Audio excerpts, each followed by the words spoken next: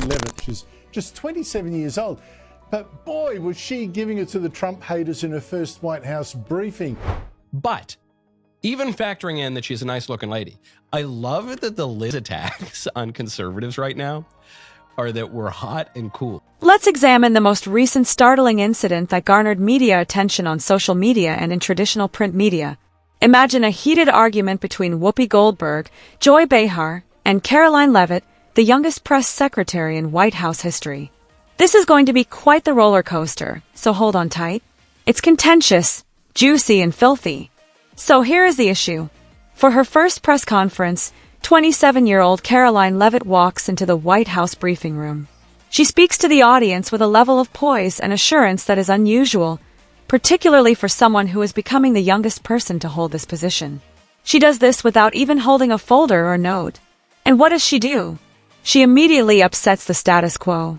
Proceed. By offering a whole new way to access material, it challenges the traditional media's monopoly on White House coverage and creates opportunities for independent journalists, podcasters, and social media influencers. Isn't that audacious? But hold on. The real drama happens not in the briefing room but on the set of The View. The next day, the ladies of The View couldn't resist attacking her. And trust us when we say they didn't back down. Joy Behar in particular made a comment that caused everyone to raise their eyebrows in disbelief, including moderates, conservatives, and even some leftists. She claims that Donald Trump is the sole reason Leavitt helped her get her job. She is 10. She did really go there. Essentially, his feelings overshadowed the accomplishments of this innovative young professional based on her appearance. And if that wasn't enough to provoke outrage, Goldberg quickly attacked Leavitt's stance on what she called wokeness. Without the progressive movements associated with wokeness, women like Leavitt wouldn't even be able to take the platform, Goldberg said. Now let's take a break. If the roles were switched, just think of the commotion. If a right commentator had made any comparable remarks about a left-leaning woman in a position of power, the reaction would have been massive.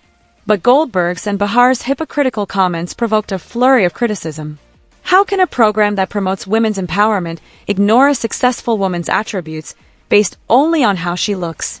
People weren't holding back with the rise of social media. A viewer said, "These women are not doing anything to show respect for women, so everyone should leave. This girl has a strong backbone and isn't scared to take on the big dogs," another person said. "I like her, and she's intelligent and well-spoken." These comments were just the start of the online community support for Leavitt, which praised her for persevering despite the onslaught of criticism. But let's get back to the chaos of The View. As Bayard reiterated her comments, Alyssa Farah Griffin, a current program member and former Trump administration official, supported Leavitt. Griffin pointed out that Leavitt's first press briefing wasn't her first job and highlighted her extensive political background, which included working under Kayleigh McEnany and as the communications director of a congressional office. I think she's probably been put in there because, according to Donald Trump, she's a 10. But of course, this did not stop Behar and Goldberg from continuing their tirade. The position taken by Goldberg's argument was different but equally controversial. She passionately defended the concept of wokeness, claiming it was the key that allowed women and minorities to join areas that had historically been controlled by males. Without that wokeness, Goldberg continued impatiently, "you might not have that job today." She went on to argue that wokeness was created to ensure that everyone has equal opportunities, regardless of gender or race. However, this seems to be where Goldberg's arguments break down.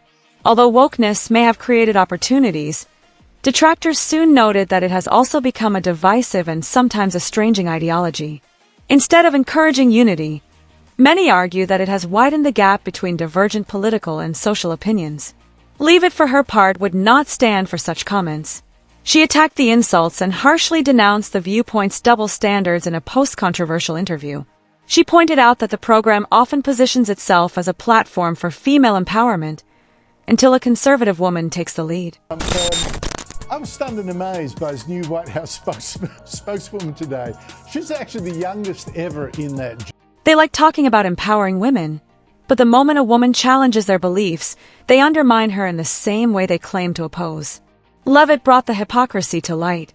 Leavitt's story was not over. She went on to stress that this was not the first time the side has assaulted conservative women, citing prior instances including Kayleigh McEnany and Sarah Huckabee Sanders. Her words, "There is a pattern. Whereas liberal women's achievements are celebrated as a sign of progress, conservative women's successes are vilified or reduced to stereotypes." Yesterday that really pissed me off. And that was, she said, there will be no wokeness here. Oh, yeah. Let me explain something to you. That is not feminism. It is hypocrisy. The ongoing debate over whether mainstream platforms really support women or merely those who share their views was stoked by her harsh remarks. For her courageous stance, she gained more fame on social media, where many people hailed her as a trailblazer for speaking up against the unjust treatment of others. Meanwhile, conservative commentators back her, presenting the argument as part of a broader cultural struggle. Without that wokeness, you might not have that job. Yeah. Because women were not invited to that table. Well-known people argue that Leavitt's method shows how widespread biases have become in the media. There are more people engaged, according to a podcast commentator, besides Karoline Leavitt. It affects a whole generation of conservative young people who are breaking into previously underrepresented industries. Furthermore, when they do, they face hostility rather than gratitude. By publicly adopting the views, Leavitt not only defended herself but also solidified her position as a key player in the fight for intellectual diversity in politics and the media. Karoline Leavitt is the press secretary at the White House, doing a great job. Such a great job that the ladies of The View feel the green monster coming upon them. Leavitt used the opportunity not just to defend herself, but also to attack media prejudice in general. She brought attention to the reality that personal attacks are sometimes given precedence over substantive discussion in mainstream media and shows like The View. Really don't like this woman. She's a good communicator. And so Joy Behar just offered her analysis on why Leavitt was picked for the role. She made the argument that women, particularly conservative women, are often treated unjustly in the media and that their accomplishments and ideas should be regarded more highly than personal slights, emphasizing that the issue extended beyond her own experience. It's not. So first of all, and I had my objections to the job that Karine Jean-Pierre did, but she worked in politics for 21 years, 5 presidential campaigns, and worked in 2 administrations. Disseminated swiftly on social media, and the viewpoints detractors grew. Even those who were typically against Leavitt's political beliefs expressed concern over the way she was treated. One liberal commentator made the point that even if one disagreed with her, it was wrong to minimize her achievements based only on her appearance. Someone else said that Behar's comment was demeaning to Leavitt and to all women who had worked hard to succeed. The controversy quickly received extensive coverage on major news websites, which looked into every facet of the subject. And Rowan, I couldn't do that at 27. No nonsense, straight to the point, courage, deep. It wasn't limited to the internet. Behind the scenes at ABC, the network that airs The View, tensions reportedly increased. Insiders claimed that management, who were taken aback by the backlash, are becoming more frustrated with Behar's recurrent problems. According to reports, Behar's career is in danger, and there are even suggestions that the program may undergo a shakeup. And source claims that while The View has a history of controversy, there is a fine line between sparking debate and upsetting people. This time, they had the opportunity to cross it, not to mention the ratings. These kinds of incidents just make The View's already challenging viewer retention situation worse. Advertisers are reportedly becoming concerned and questioning if the program is still a reliable platform for their businesses. The primary question is whether The View will finally change its strategies in response to the mounting criticism, or whether they will continue down the same path of controversy and declining credibility. But it seems like Leavitt's career is only growing. Along with showcasing her ability to handle the media with composure and authority, her maiden press briefing resulted in significant revisions intended to encourage transparency and inclusivity. By restoring access to those whose passes were revoked under the last administration and allowing independent journalists to enter the briefing room, Leavitt is setting a new benchmark for media relations in the Trump White House.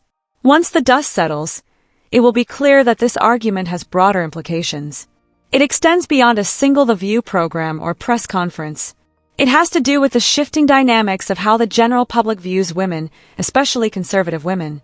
The backlash over Behar's and Goldberg's comments has sparked a wider conversation about media fairness, double standards, and the role of wokeness in the present political and cultural landscape. So, what do you think? Are these disagreements inherent to The View, Or is it time for the show to reevaluate its approach? Karoline, what about Leavitt? Is she ready to take on more challenging duties based on how she handled this situation? Please share your thoughts in the comments section below.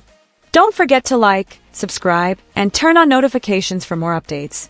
Until the next time, stay connected, subscribe, and turn on notifications for more updates.